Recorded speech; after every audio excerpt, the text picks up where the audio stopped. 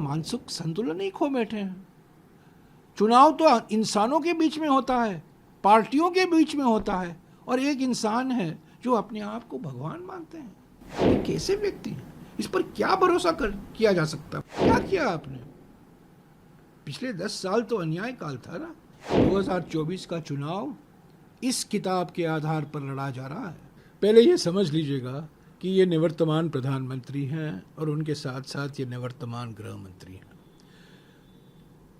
486 सीटों में तो चुनाव हो चुका है, पर पहले 2 चरण के बाद ही ये बिल्कुल क्लियर हो गया था कि इंडिया जनबंधन के पार्टियों को स्पष्ट और निर्णायक जनादेश मिलेगा।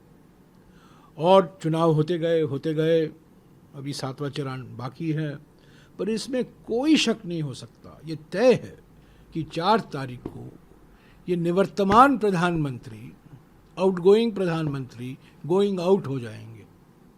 इंडिया जनबंधन की सरकार बनेगी।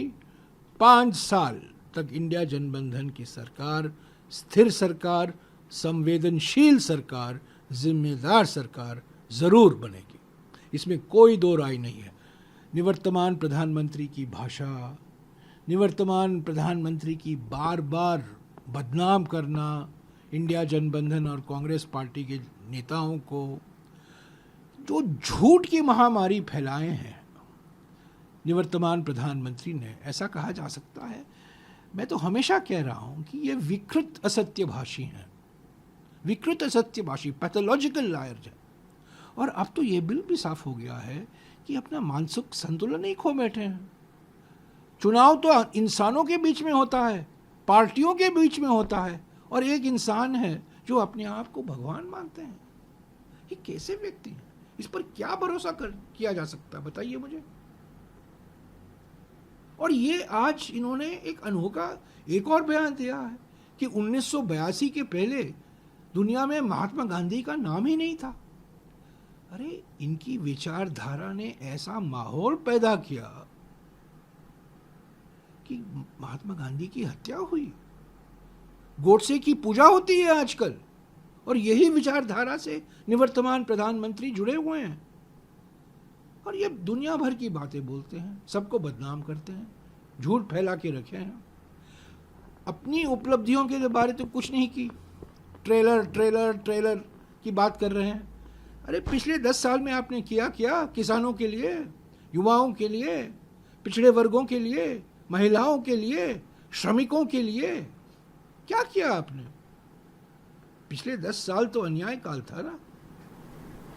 लेकिन सर, आपके जाति दिख रही है, क्योंकि अभी भी मैं बयानों की बात कर रहा हूँ। अभी आपसे गृहमंत्री का बयान ये आया है कि 4 जून को जो 2 शहजादे हैं, राहुल गांधी और अखिलेश यादव, वो प्रेस कॉन्फ्रेंस करेंगे और साफ तौर पर ईवीएम का हवाला देंगे और ईवीएम के ऊपर साफ बात करेंगे। कांग्रेस जो है वो डरी हुई है।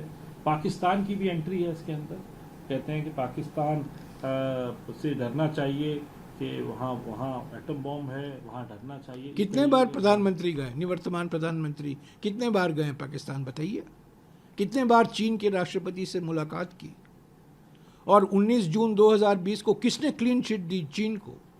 2024 का चुनाव इस किताब के आधार पर लड़ा जा रहा है। राहुल गांधी जी अपने सभी पब्लिक रैली में, सभी सार्वजनिक सभाओं में इस किताब का जिक्र कर रहे हैं। ये क्या है?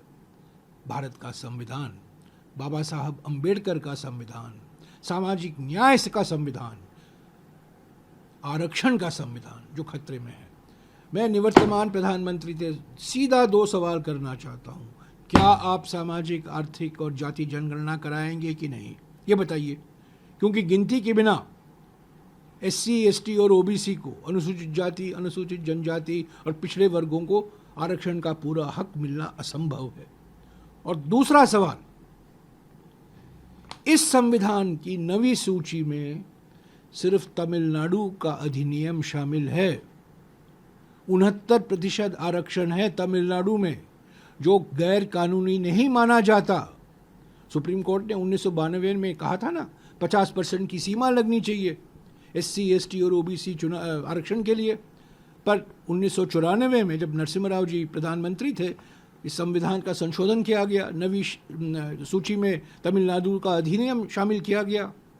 क्या आप 50% की सीमा हटाएंगे, बढ़ाएंगे?